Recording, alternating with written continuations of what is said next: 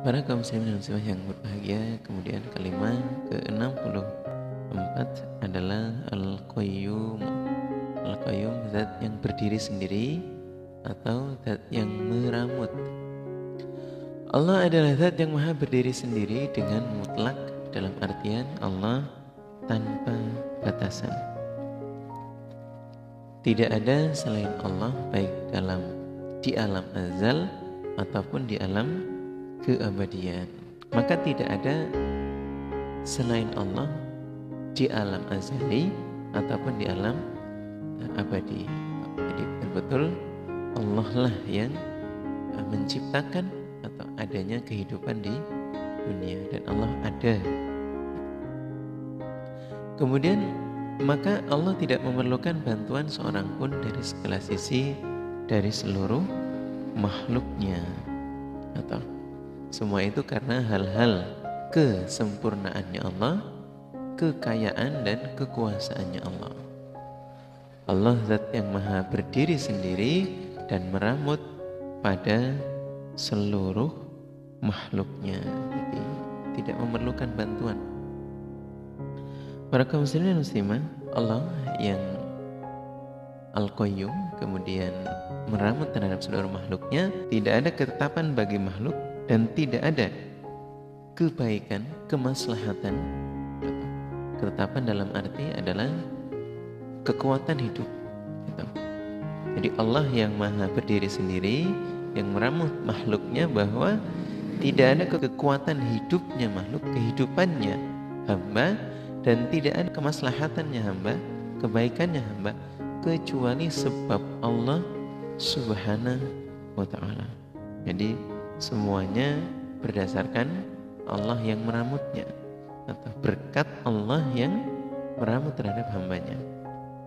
Maka semua makhluknya, seluruh makhluknya itu membutuhkan pada Allah dalam segala sisi, dalam segala hal. Para kaum muslimin dan muslimah, apa saja yang menjadi atau bekal hidup kita dan apa saja yang menjadi ketetapan dalam hidup kita, kemudian kemaslahatan apa saja yang kita dapatkan, itu adalah berkat meramutnya Allah kepada hambanya. Salah satunya ya Allah yang memberi rizkinya melalui para malaikatnya yang mengirimkan atau rizkinya dari Allah untuk kita. Ialah Allah zat yang maha meramut dan Allah zat yang maha berdiri sendiri. Sebenarnya secara langsung Allah itu mampu. Kemudian para malaikatnya Allah itu adalah makhluknya Allah yang juga beribadah kepada Allah, mengerjakan tugas-tugas yang Allah amanahkan, Allah berikan. Para kaum muslimin dan muslimah yang berbahagia, kemudian kita masuk ke kalimat 65, ialah Al-Wajidu. Al-Wajidu adalah zat yang maha menjumpai. Allah adalah zat yang memiliki pada segala sesuatu yang wujud, segala sesuatu yang ada, dan Allah berkuasa atas segala sesuatu yang wujud itu, yang ada di alam semesta ini. Allah adalah zat yang tidak pernah membutuhkan bantuan hambanya, bantuan dari makhluknya Allah, tidak. Dan Allah adalah zat yang mampu mendapatkan setiap apa yang Allah kehendaki, mendapatkan apa yang Allah inginkan. Alladzi yajidu kullama yuridu. Apa saja yang Allah inginkan, yang Allah kehendaki, yang Allah maui, itu bisa untuk terwujud atau dilakukan. Dan apa yang Allah terlewat, atau dalam artian apa saja yang kemudian Allah melewatkannya, bukan berarti Allah tidak mendapatkannya atau mencapainya, ataupun tidak mampu untuk menggapainya, itu tidak. Jadi ketika sesuatu kemudian dirasa oleh hamba itu, oh ini kok nggak terjadi, maka hal itu mengandung hikmah dari Allah. Semua bahkan dalam firman-Nya Allah, ketika Allah menghendaki sesuatu, Allah tinggal mengatakan mengatakan kun, fayakunu, maka terjadi apa yang Allah kehendaki. Begitu juga dengan semua qadar dan takdir manusia. Jadi sudah barang pasti semuanya terwujud. Dan dalam hal ini Allah adalah zat yang maha menjumpai terhadap apa yang Allah kehendaki. Allah zat yang memiliki, yang menguasai sesuatu yang ada dan tidak membutuhkan terhadap bantuan makhluknya. Jadi maha agungnya Allah, maha menjumpainya, maha menguasainya, memilikinya terhadap apa yang Allah kehendaki, itu sangatlah mampu. Begitu pula pada saat esok di hari kiamat, bahwa di hari akhirat Allah akan menjumpai, akan menetapi terhadap hisabannya makhluknya Allah, atau di mana hambanya Allah yang telah beramal besok akan ditetapi oleh Allah, atau akan dijumpai, akan dibalas oleh Allah. Para kaum muslimin dan muslimah, berikutnya adalah kalimat ke-66 Al-Majid, ialah Allah zat yang maha agung. Allah adalah zat yang bagi Allah memiliki keagungan dan kesombongan. Maka Allah yang maha agung, yaitu kekuatannya, dan juga maha agung kemuliaannya. Allah maha luas di dalam kemuliaannya. Artinya kedermawanannya Allah itu sangatlah luas. Kemudian bahwa Al-Majid ini, di mana Allah zat yang maha agung, akan bermakna sama dengan Al-Majid, dalam artian ini adalah perbedaan kalimat Al-Majid dan Al-Majid. Nah, ini maknanya sama.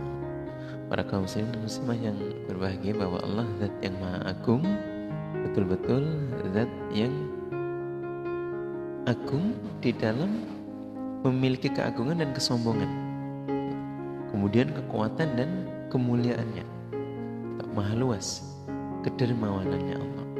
Jadi ini sifatnya Allah yang dalam beberapa kalimat yang lain telah banyak mendapatkan penjabaran, dan ini adalah sebuah penguatan di mana Allah maha agung, maha tinggi di dalam kesombongannya Allah, kibriyanya Allah, dan kekuatannya Allah juga maha agung, kemuliaan dan kedermawanan.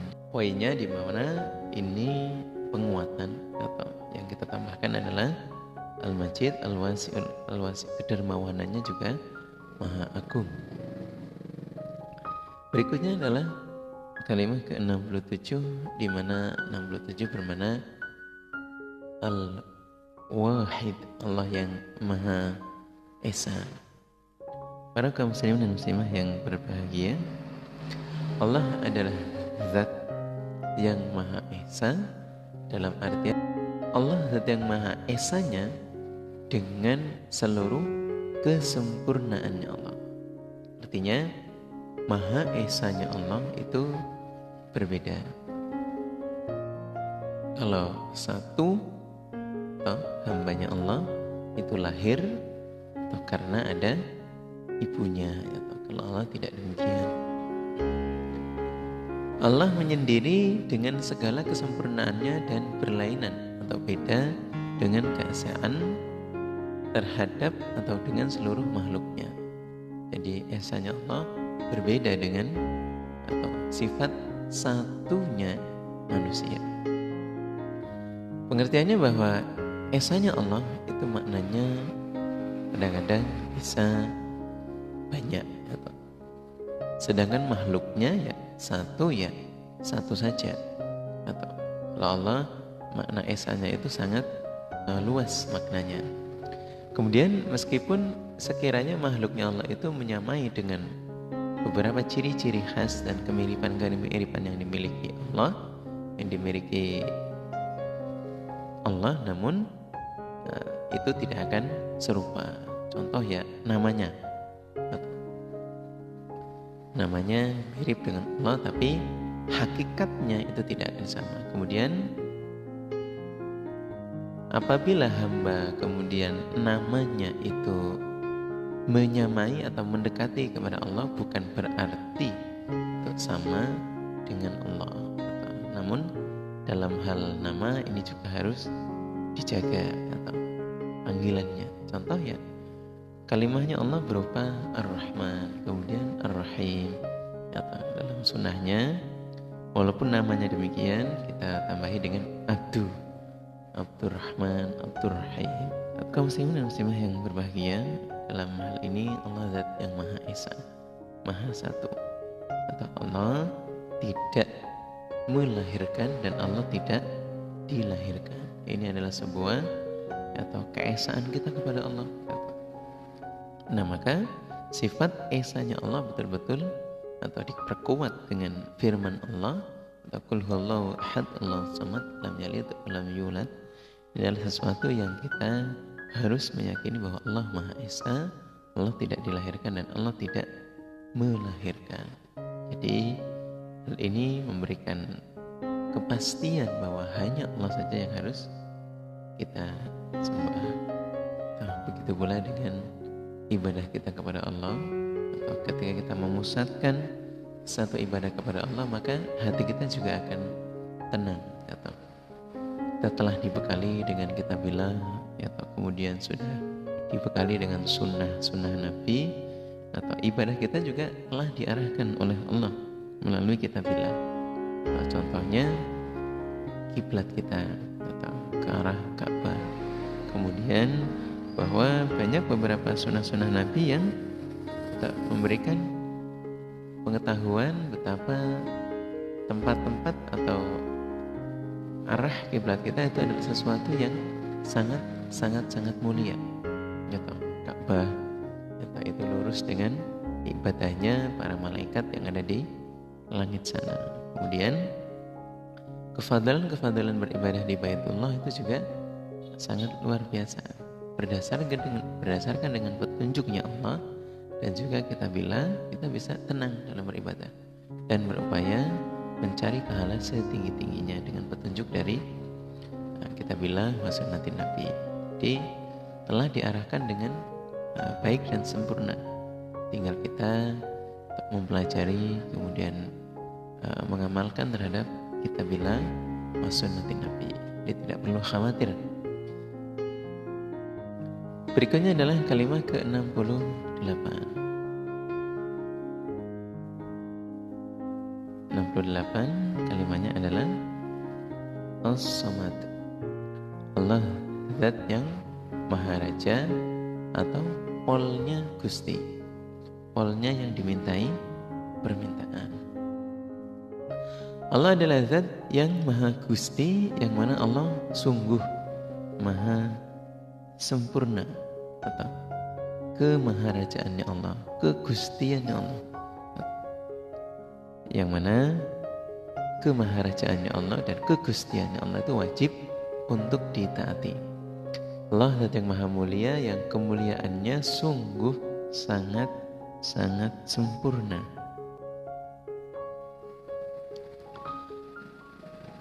Allah Maha Agung, Allah Zat yang sungguh sempurna di dalam keagungannya. Ini As-Samad. Maka Allah Zat yang Maha sempurna, atau semua makhluknya menuju dan mendatangi kepada Allah, atau secara keseluruhan. Atau tidak ada yang boleh, tidak ada yang berhak untuk disembah kepada selain Allah.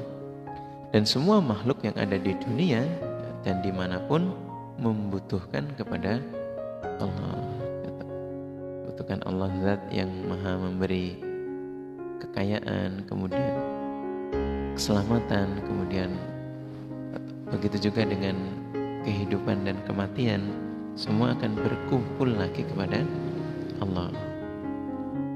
Dan dalam hal ini bahwa Allah Zat yang Maha As-Samad, kita pun beribadah dan berdoa jangan menyandarkan kepada selain Allah. Jadi kekuatan kita, kemudian keyakinan kita terhadap adanya hidup dan mati, semuanya kita sandarkan kepada Allah. Kalau dalam sunnah Rasulullah SAW ya kita mengucapkan kalimat Inna lillahi wa inna ilaihi raji'un. Itu adalah bentuk bahwa semua miliknya Allah, gitu. Semua akan kembali kepada Allah, gitu. Tidak berkumpul di tempat-tempat lain, gitu. Kita ibadah, berdoa, kita sandarkan betul-betul kepada Allah, gitu.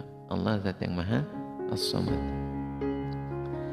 Kemudian Allah adalah zat yang tidak memiliki lambung dan perut. Maka Allah tidak memerlukan atau makan dan minum. Begitu pula Allah tidak memiliki, tidak menimpa terhadapnya ngantuk dan tidur. Nah, dalam hal ini dalam bahasan as-samad, Allah itu tidak merasakan lapar dan tidak haus. Para kaum muslimin dan muslimah yang kami hormati, begitu pula Allah atau yang memiliki kesempurnaan itu justru adalah zat yang memberi makan dan memberikan kebutuhan makhluknya. Namun Allah ya tidak membutuhkan makan dan minum. Allah adalah zat yang maha kaya jauh dari seluruh makhluknya. Allah zat yang maha as-samad. Dalam hal makan dan minum, ini adalah kebutuhan pokok, kebutuhan primer yang Allah telah atur kemaslahatannya. Namun Allah tidak membutuhkannya. Allah zat yang polnya Gusti, yang polnya untuk dimintai, disandari, dan kita sangat membutuhkan kepada Allah.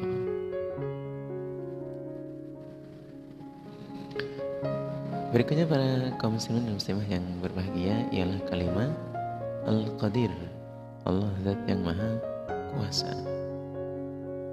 Allah adalah zat yang pol, yang mentok, yang geduk dalam kekuasaan dan kemampuannya Allah.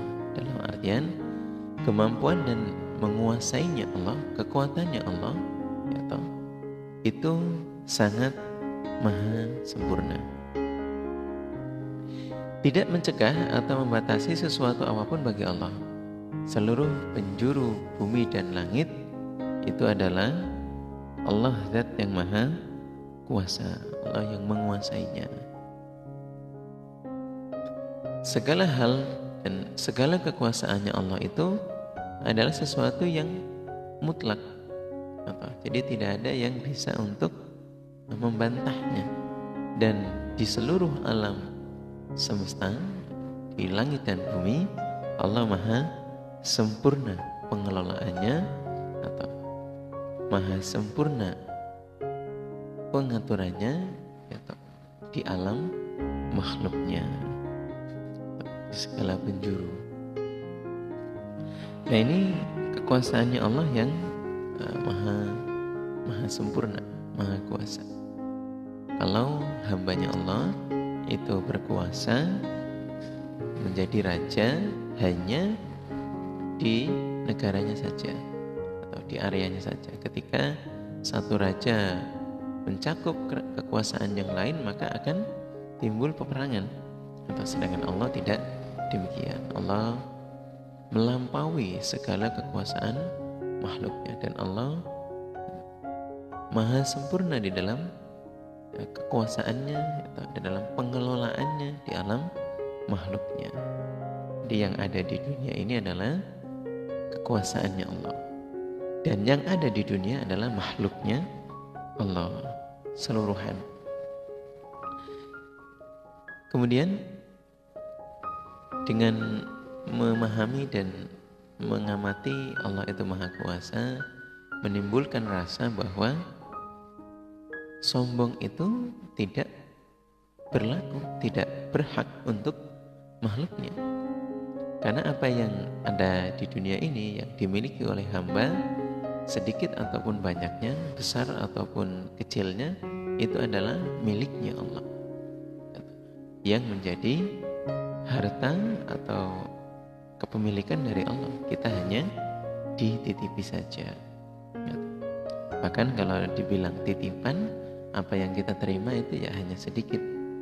Dan yang ada di tangannya Allah, yang ada menjadi kepemilikan Allah itu lebih banyak, lebih besar dan lebih hebat.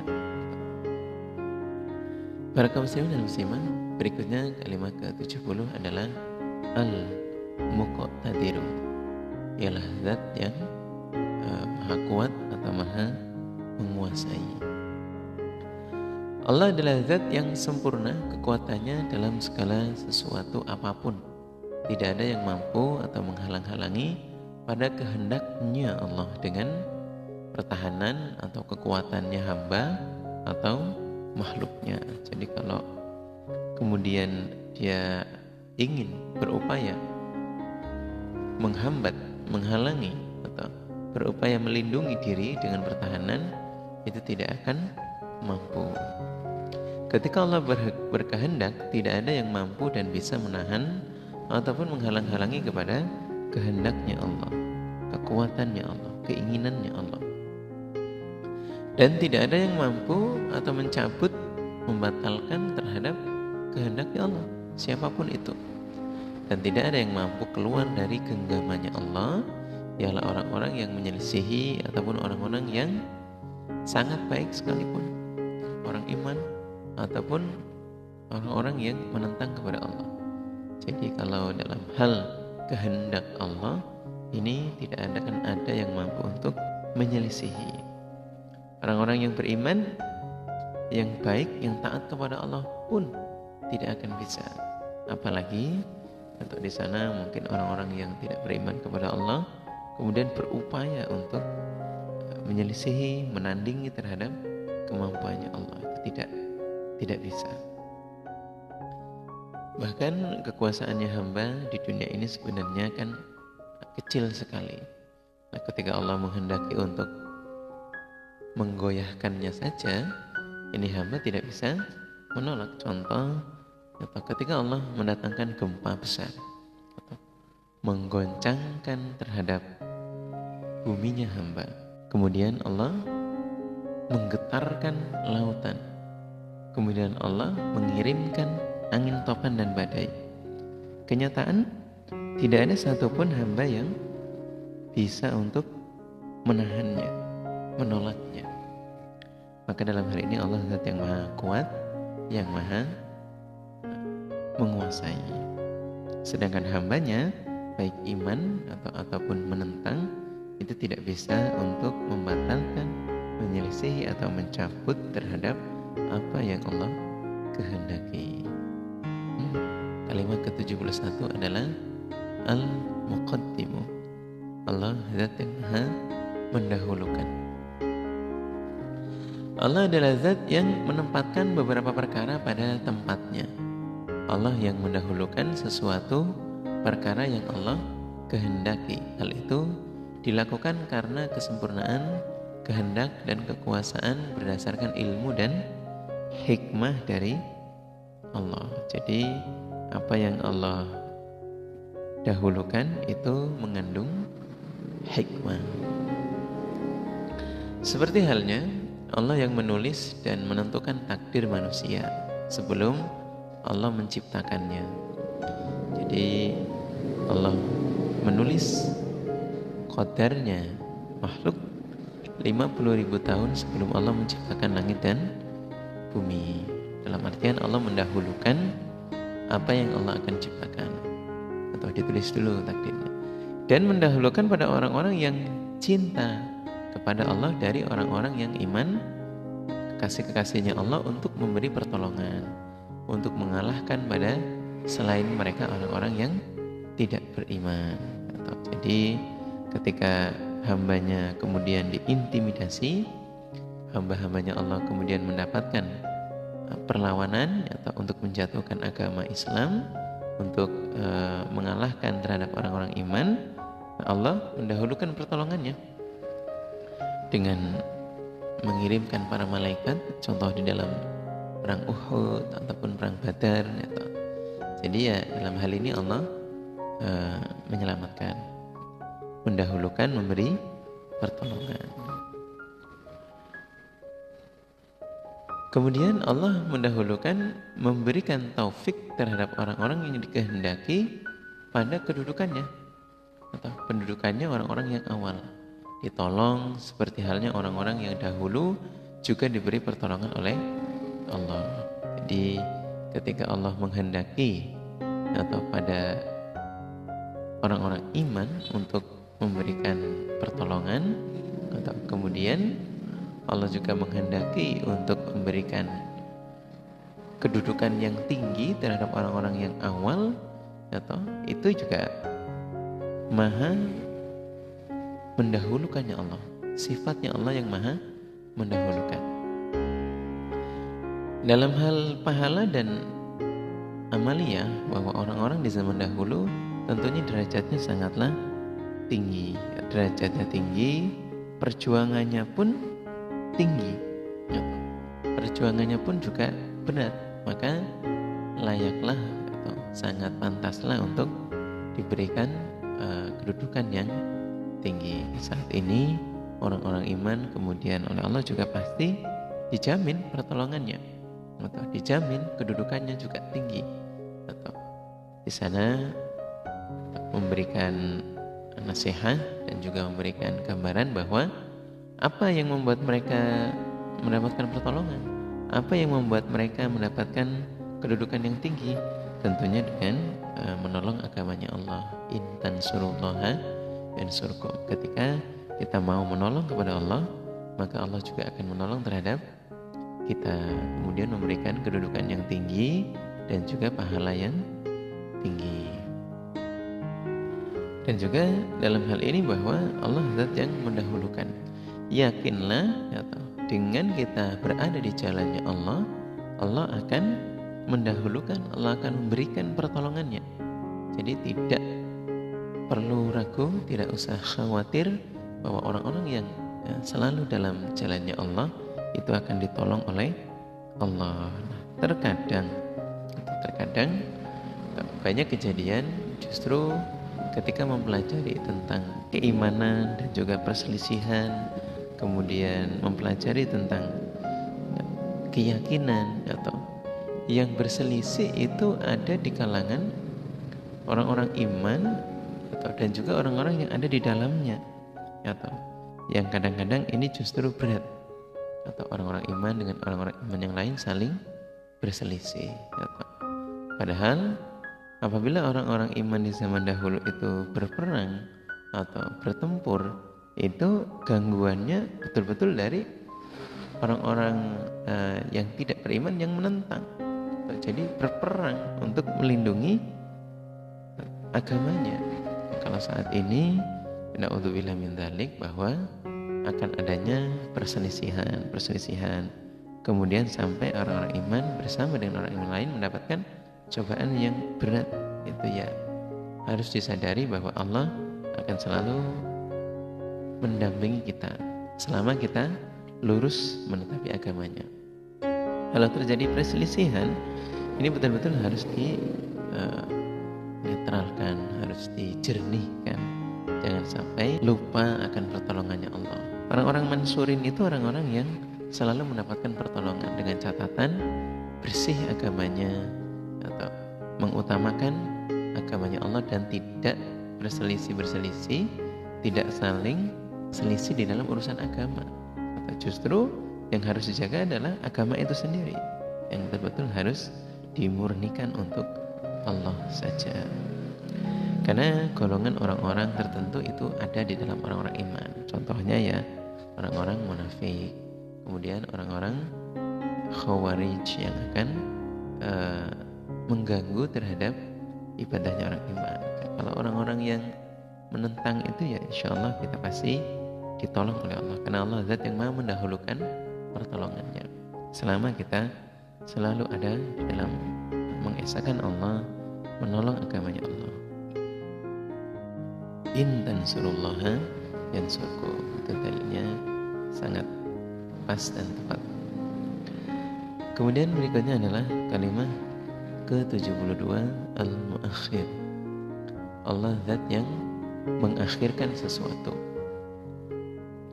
Allah adalah zat yang mengakhirkan sesuatu pada yang wajib pada masa akhir.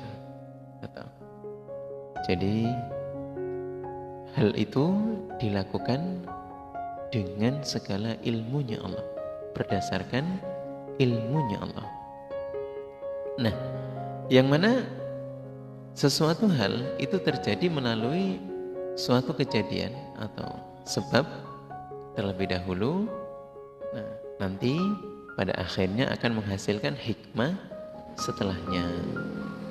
Jadi hikmah datang setelah musibah atau sabab atau kejadian itu terjadi. Suatu perkara terjadi, suatu kejadian itu terlaksana, suatu musibah itu menimpa, kemudian setelahnya baru mengandung hikmah.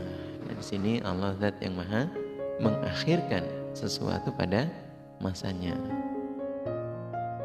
Jadi wajar apabila dikatakan bahwa hikmah nasihat itu baru datang ketika telah selesai atau perkaranya atau musibahnya telah berlalu, kemudian mengandung suatu nasihat atau bisa menjadi peringatan. Maka kita hanya Allah seyogyanya bisa mengambil peringatan dari sebuah perkara atau sebuah kejadian. Seperti halnya contoh al-maut, nasihatnya Nabi, kafa bil mauti nadhirun. Cukuplah peristiwa dari kematian itu menjadi sebuah perkiling, menjadi peringatan atau musibah besar. Atau dalam kitabillah itu dalam wahyunya Allah jelaskan sebuah kejadian di mana suatu desa disiksa oleh Allah. Kemudian karena hal apakah atau desa itu kemudian disiksa oleh Allah? Kalau kaum Sodom ya di sana terjadi atau hubungan yang dilarang oleh Allah, di mana laki-laki menyukai terhadap laki-laki dibandingkan kodratnya atau kepada perempuan, sehingga satu kampung, satu desa itu betul-betul sudah terjadi penyeluruhan.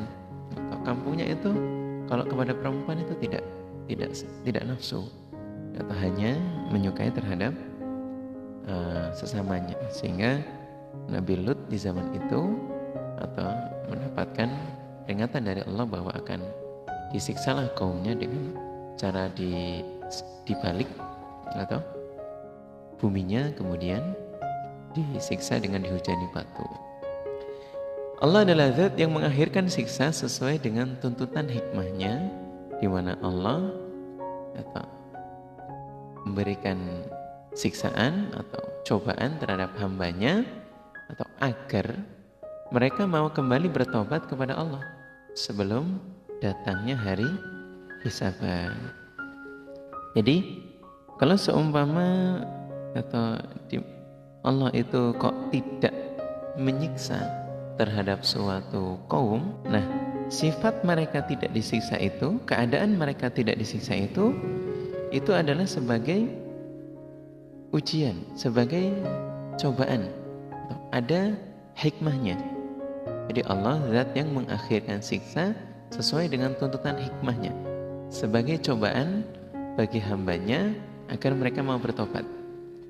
Jadi meskipun mereka dalam pelanggarannya itu kemudian aman-aman saja, kelihatannya tidak ada hal yang membuat mereka kemudian seperti janji Rasul didatangkan siksa, enggak, bahkan bertahun-tahun di usia mereka. Nah, itu bukan berarti kemudian Allah lalai, itu tidak. Sengaja Allah akhirkan siksanya agar membuat atau menimbulkan hikmah di sana, atau ada tuntutan hikmahnya. Nah, ketika mereka kemudian sadar dengan kesalahannya, kemudian mereka didatangkan Rasul mau taubat kepada Allah, maka